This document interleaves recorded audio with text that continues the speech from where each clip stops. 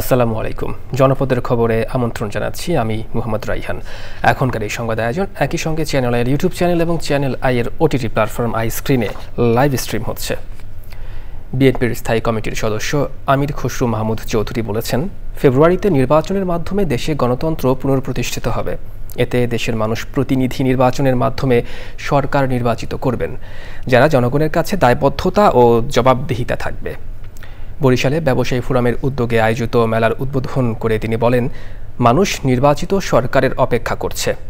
ব্যবসায়ীদের নিয়ে এ ধরনের অনুষ্ঠান করা হচ্ছে যাতে জনগণ তাদের সমর্থন দেন। উপস্থিত ছিলেন বিএনপির চেয়ারপারসনের উপদেষ্টা মুজিবুর রহমান সারওয়ার, মুয়াজ্জেম হোসেন আলাল ও জিয়াউদ্দিন হায়দার সহ ব্যবসায়ী নেতারা।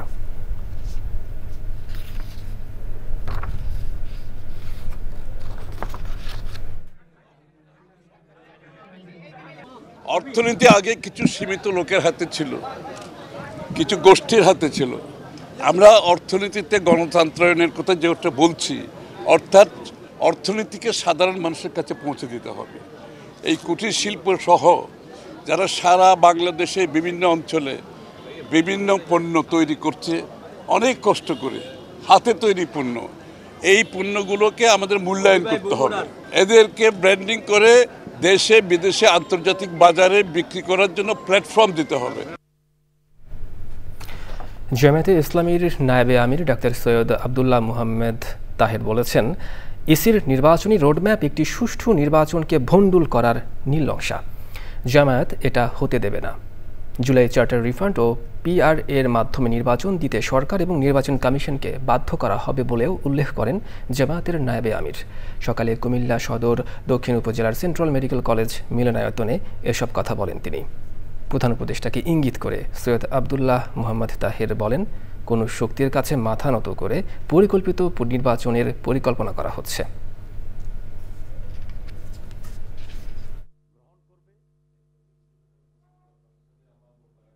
গতকালের যে পতন নকশা দিয়েছে, আমরা মনে করি এটা এই নির্বাচনের পতন নকশা একটি সুষ্ঠু নির্বাচন ভণ্ডুল করার জন্য একটি নীল নকশা। এটা আমরা হতে দেব না। আমরা এই নির্বাচন কমিশন সরকারকে বাধ্য করব যে চার্টার রিফর্ম চার্টারের মাধ্যমে, পিআরের মাধ্যমে আগামী নির্বাচন হতে হবে এবং সেটা বাধ্য করা হবে। দীর্ঘ 17 বছর পর মেহেরপুরে 30 আগস্ট অনুষ্ঠিত হতে যাচ্ছে বিএনপির জেলা সম্মেলন।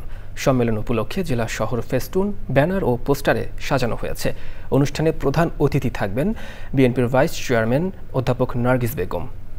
বিশেষ অতিথি থাকবেন বিএনপি চেয়ারপারসনের উপদেষ্টা কাউন্সিলের সদস্য আমানুল্লাহ আমান।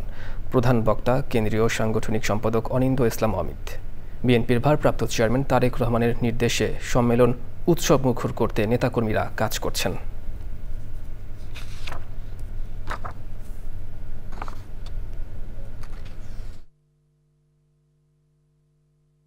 যেখানে থাকবে না কোনো চাঁদাবাজি, যেখানে থাকবে না কোনো টেন্ডারবাজি, সেই রকম কমিটি মেহেরপুরের ওয়ার্ড থেকে শুরু করে উপজেলা এবং পৌরসভায় তৈরি হয়েছে বলে আমি মনে করি এবং জনগণ সেই কমিটিকেই রায় দিয়েছে বলে আমি মনে করি।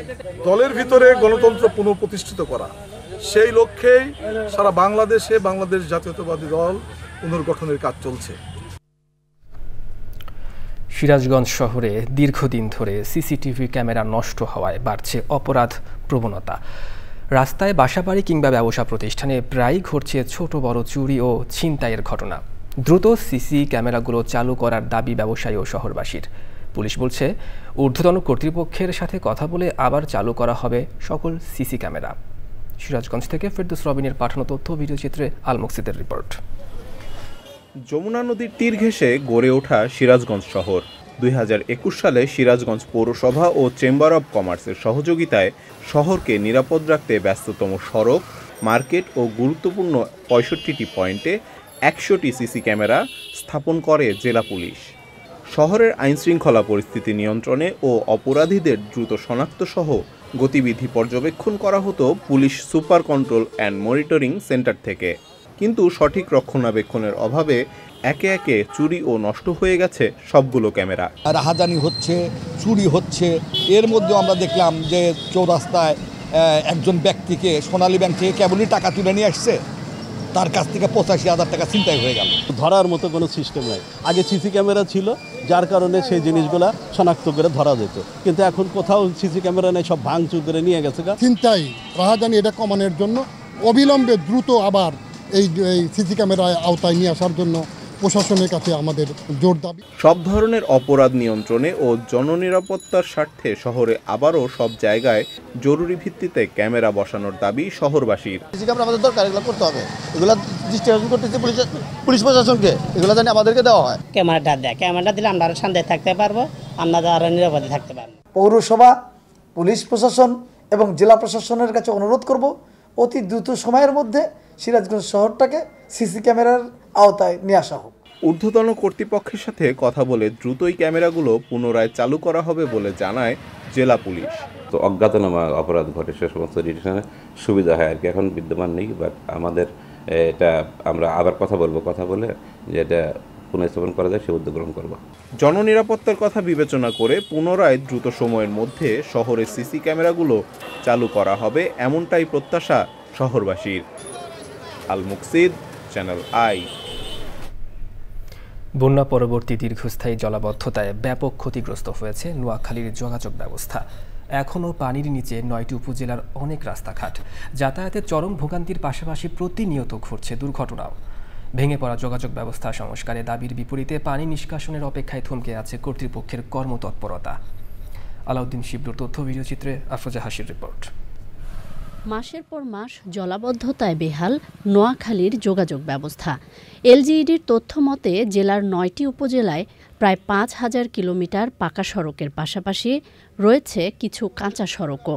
জলাবদ্ধতায় এরই মধ্যে ক্ষতিগ্রস্ত হয়েছে প্রায় 300 কিলোমিটার সড়ক।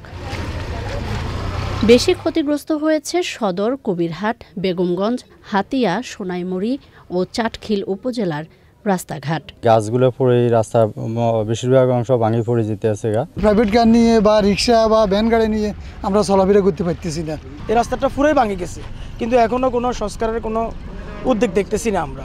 খানাখন্দে চলতে গিয়ে যানবাহন যেমন বিকল হচ্ছে, তেমনই ঘটছে দুর্ঘটনাও। গত বন্যাতে যে পানি উঠি যে গর্তগুলো হয়েছে, বন্যার পরে গর্তগুলো আর কোনো সংস্কার হয় নাই। গাড়ির মনে করেন ব্যারিং এবং চাক্কা টাক্কা সব কিছু মনে করেন নষ্ট হয়ে যায়। সড়ক সংস্কারের প্রশ্নে পানি নামা আর অর্থ বরাদ্দের দিকে তাকিয়ে কর্তৃপক্ষ। প্রতি বছর যে পিরিয়ডিক মেনটেন্যান্সে যে রাস্তা মেরামত হয়, সেই মেরামত কার্যক্রমে আমরা অতীব গুরুত্বপূর্ণ সড়কগুলোর প্রাক্কলন সম্পন্ন করেছি। আর বাকি সড়কসমূহ আমাদের যে অন্যান্য প্রকল্প রয়েছে নোয়াখালী জেলায়, সে সমস্ত প্রকল্পের মাধ্যমে আমরা বাস্তবায়নের পরিকল্পনা রয়েছে। পরিবেশ প্রতিবেশের পাশাপাশি স্বাভাবিক জীবনযাত্রা নিশ্চিতে জলাশয় দখল দূষণমুক্ত ও প্রবাহমান রাখার তাগিদ পরিবেশবাদীদের। আফরোজা হাসি, প্রকৃতি ও জীবন ডেস্ক, চ্যানেল আই।